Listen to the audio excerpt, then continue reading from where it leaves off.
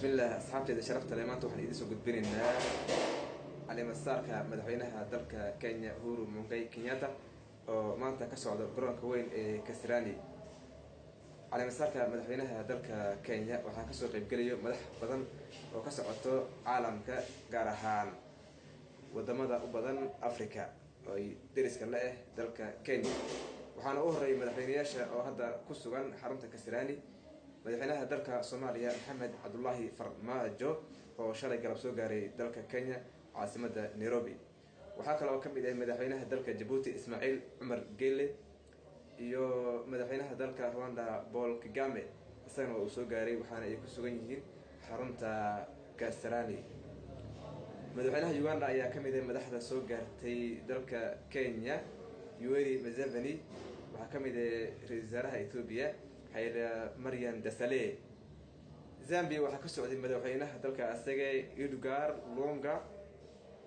Gabon madaxweynahooda ayagana yaa imaaday dalka Kenya Ali Bongo.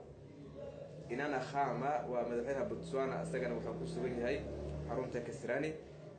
Yemi Osinbajo madaxweynaha ku-xigeenka dalka Nigeria asagana uu soo gaaray waxa uu ka qayb galay caleemasaarka madaxweynaha dalka Kenya. waxaa ka mid ah madaxa soo gaartay ra'iisul wasaaraha dalka Israel Benjamin Netanyahu. marka daawadayaal waxaan idin sheegaynaa in barnaamijka caleemasaarka madaxweynaha dalka Kenya aad kala socon doontaan maanta meel kasta uu marayo state tilaabo channelka Ukash Media. dhanka kale waxaa jira ayagana mucaaradka dalka Kenya markii ugu weyn ee Raila Amolo Odinga waxa uu maanta ku baaqay in ay sameynayaan mudaharaad ma ay waxay sameynayaan isku soo bax kaas oo ay lacag u ururinayaan dadkii sida uu sheegay dadkii dhibaatada ka soo gaartay 8 ilaa 10 sida ay sheegeen xisbiga mucaaradka in lacag u ururinayaan isku soo baxna ay sameynayaan.